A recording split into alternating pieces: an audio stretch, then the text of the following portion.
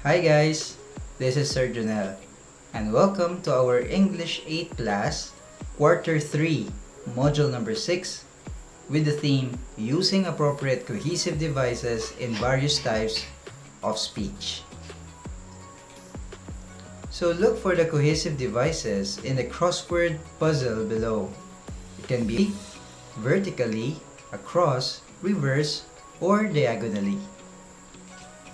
So the first one has been done for you. We already have the word therefore. Now if you saw the word or the phrase in addition, you are correct. Write down that phrase. You will also see to sum up, as well as also since, and the seventh one, hence. So all of these words are cohesive devices. Now, in writing sentences and paragraphs, you will be a knowledgeable thinker. But you must express your thoughts and ideas clearly with coherence. Basically, when a person's writing has cohesion, he will keep his writing on track, and he will make meaningful connections between ideas within a text. So one way of doing this is through the effective use of cohesive devices. So what is cohesive device, or what are cohesive devices? What do we mean by coherence and cohesion? So our clue here is this word, the word connection. Please look at the following paragraphs. Paragraph 1. I want to play guitar. I want to play drums. Playing guitar makes me happy. Playing drums makes me happy. My brother does not want to play guitar. My brother wants to play the piano. Our parents noticed that we are inclined to learn different musical instruments. They asked someone to teach us play the instrument that we choose. Now let's see this paragraph, number 2. I want to play guitar and drums because it makes me happy. On the other hand, my brother does not want to play them. However, he wants to play the piano. Our parents noticed that we are inclined to learn different musical instruments. Hence, they asked someone who can teach us to play the instrument that we choose. Question: which paragraph is easier to read? Paragraph 1 or paragraph 2? If you say paragraph 2, you are correct. But why? What words are present in a paragraph that are not in the other paragraph? We can see the words like and, because. On the other hand, present in paragraph number 2, which is absent or which are absent in paragraph number 1. Now, how do these words make a paragraph easy to read? So we can see in paragraph 1, there were 3 different thoughts in 3 different sentences. I want to play guitar. I want to play drums. Playing guitar makes me happy. Looking at paragraph number 2, those 3 sentences were already combined or joined together by the words and because. So 3 sentences joined together to form one sentence, which is I want to play guitar and drums because it makes me happy. So those words made the sentences easier to understand. Now let's look at this illustration. Like what the picture has illustrated, cohesive devices are words or phrases that are used to link or clarify the relationships among ideas in sentences or paragraphs.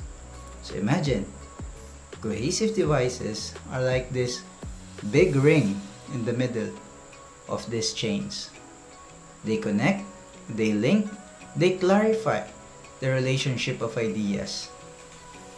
What else does a cohesive device do? They join ideas meaningfully. They link sentences and paragraphs together smoothly. They lead to make certain connections or assumptions about the areas you are connecting. They lead readers to forward and imply the building of an idea or thought. Now, cohesive devices can be grouped according to function. So now we will discuss different groups of cohesive devices according to function. The first group is what we call sequence group. What's their function? They show progression of ideas. What are these cohesive devices under this group? First, second, next, finally, after, before, firstly, secondly, meanwhile, now, and then, and many others. Example sentence: before I begin, I'd like to thank all the line of men and women in uniform for putting me up as a guest speaker in this event. So we see this group of cohesive devices show progression of ideas. Next group is what we call addition, or what's their function? They add ideas or give further explanation. As well as, in addition, furthermore, and besides that, another, apart from that, moreover, on top of that, another point is. Sample sentence: I saw people in our town who greeted him with respect and humility. Furthermore, I wondered how my grandfather got this respect. So we see that these cohesive devices add ideas or give further explanation. Addition from the word itself. The third group of cohesive device is what we call contrast. They show different or contrasting ideas. Examples: in spite of, despite, although, though, even though, nevertheless, but, on the other hand, however, and whereas. Sample sentence: I am proud to tell this story to let you know that we are blessed in spite of, see the contrast, difficult situations in the time or in the line of our work. There are people who admire us and trying to pursue a career to be a police officer. So in spite of is a word, cohesive device, which is used to show different or difference or contrast of ideas. Next group of cohesive devices, result. They show what happened after an action. Yet, since, as, hence, for that reason, as a result, consequently, thus, because. Sample sentences: there are also people that even members of my family who asked me why I had chosen this career. Hence, see what happened after an action? I smiled and answered them with sincerity that I want to serve our country. So, again, this cohesive devices show what happened after an action. Fifth one, conclusion. They show the overall ending. Words like finally, therefore, to conclude, in conclusion, as a result, and the final analysis, to sum up. These are cohesive devices that show overall ending. Sample sentence: in the old times, being a farmer was hard and difficult. Therefore, my father became the bow and arrow of my grandfather while working hard in the field. Sixth group, time relationship.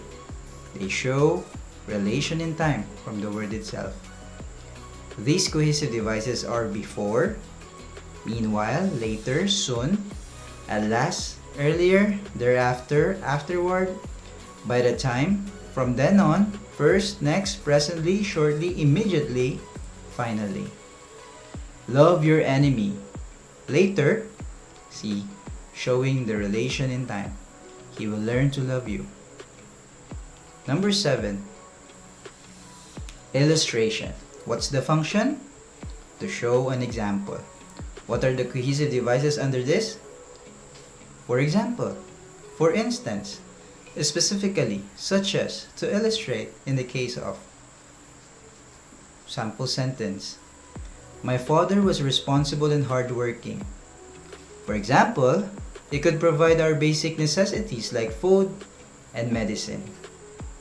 So we see the 7 different groups of cohesive devices according to function.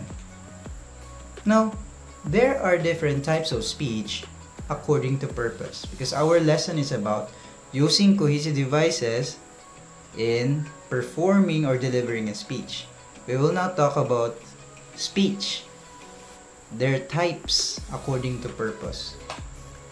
The first one is what we call informative speech. Basically, this speech serves to provide interesting and useful information to our audience. It also aims to educate the audience on a certain topic, just like what we can see in our example speech. This is a speech about the importance of health. So the speaker used cohesive devices to show contrast as stated in the line, one can survive without excess money, but, see the contrast using the word but, can't survive without good health. On the other hand, the word moreover in the sentences, money doesn't make a person rich and happy, but good health does. Moreover, a person can feel complete and happy without good health. Moreover here is used to give additional idea to the previous stated concept. So, the first type of speech according to purpose, informative speech. Second type of speech according to purpose is what we call demonstrative speech. This speech is also referred as process or how-to speeches. It aims to demonstrate or provide necessary steps to guide audience in accomplishing a specific task. So here in our example, it provides steps on making an apple cake. So the function of cohesive devices used here is for sequencing to show the baking procedure. Hence, it used cohesive devices such as first, and then, after that. So those are different cohesive devices used in this demonstrative speech. So we already have 2, informative, demonstrative speech. The third one is what we call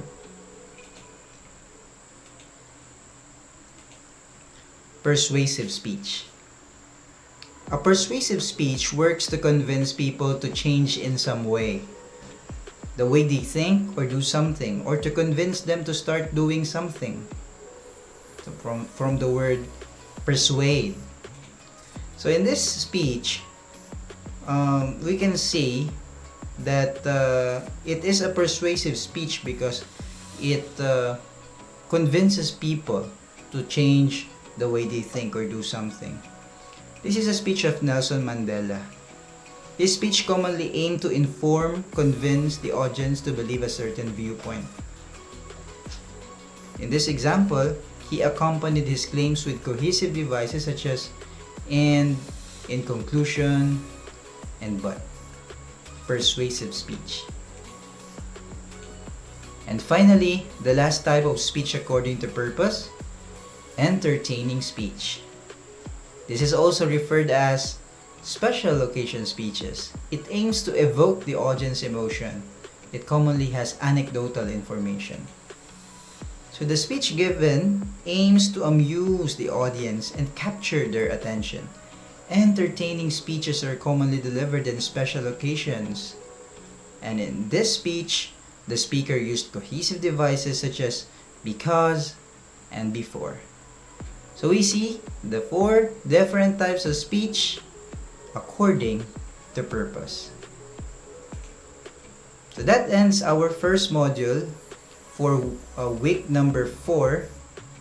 Let us now proceed with our second module, English 8, Quarter 3, Module 7, using parallel structure. So what is this about? Carefully observe the following sentence structure.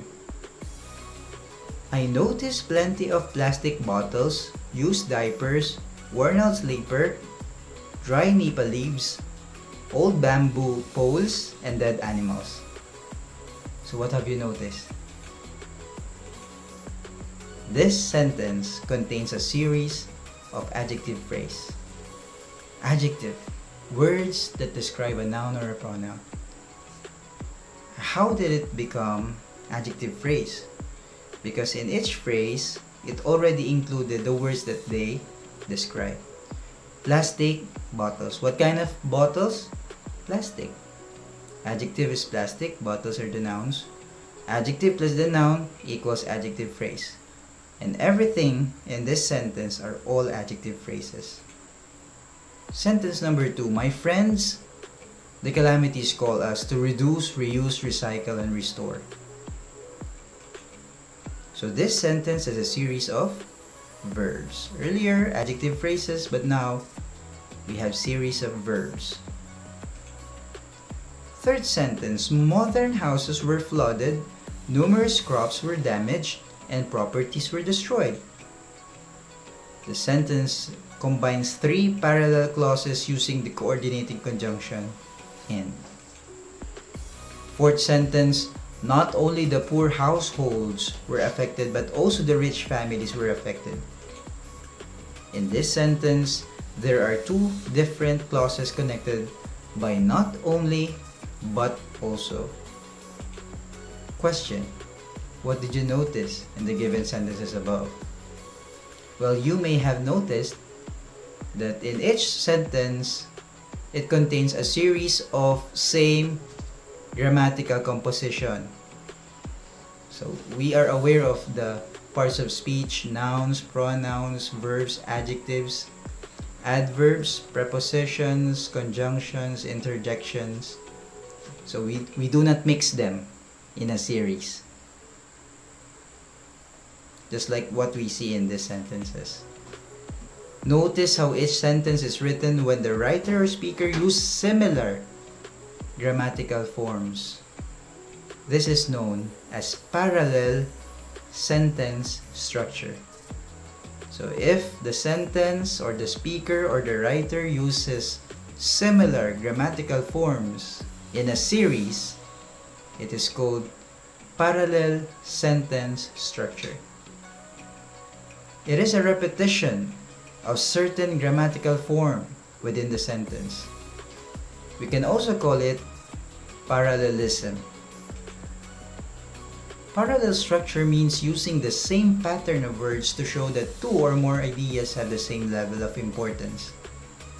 Parallel grammatical structures can be 2 or more words at the same part of a speech, 2 or more phrases of the same type, or 2 or more clauses of the same type. Try to look and analyze the sentence examples below. For parallel words, we mentioned earlier, can be words. See here, agricultural land became populated, urbanized, and commercialized. So 3 words, they're all words. That's why they are categorized as parallel words. Let's see if we can use it with parallel phrases or groups of words. I noticed plenty of plastic bottles. So this is our example earlier. Used diapers, another phrase. Worn out slipper, dry nipa leaves, old bamboo poles, dead animals. So we can also use them in phrases. We can also use them with clauses, parallel clauses. Modern houses were flooded, numerous crops were damaged, properties were destroyed. This is considered a clause or clauses because each of them have subject and predicate in it. So there are parallel words, parallel phrases, and parallel clauses. Remember though, this is a word of caution. In constructing sentences with parallel structure, the following pointers have to be remembered. First, use parallel construction when a sentence contains a pair of connected ideas. Pairs can be connected by coordinating conjunctions which include and, nor, but, or, and yet. Second point, use parallel structure when a pair of ideas were linked by a correlative conjunction such as not only, but also, either, or, neither, nor. Example given, not only the poor households were affected, but also the rich families were affected. So this is something that we need to remember. So there you have it, guys. This ends our short discussion in this video lesson of our modules 6 and 7 for quarter 3 English 8. And in behalf of all grade 8 English teachers, Ma'am Ann, Ma'am Sheila, Ma'am Rochelle, and Ma'am Chiki, we would like to thank you for watching this video, and we hope that you learned something new. And if there's something that is not clear with you with regards to our lessons, you can always go back to that part of this video. So once again, thanks for watching and keep on learning.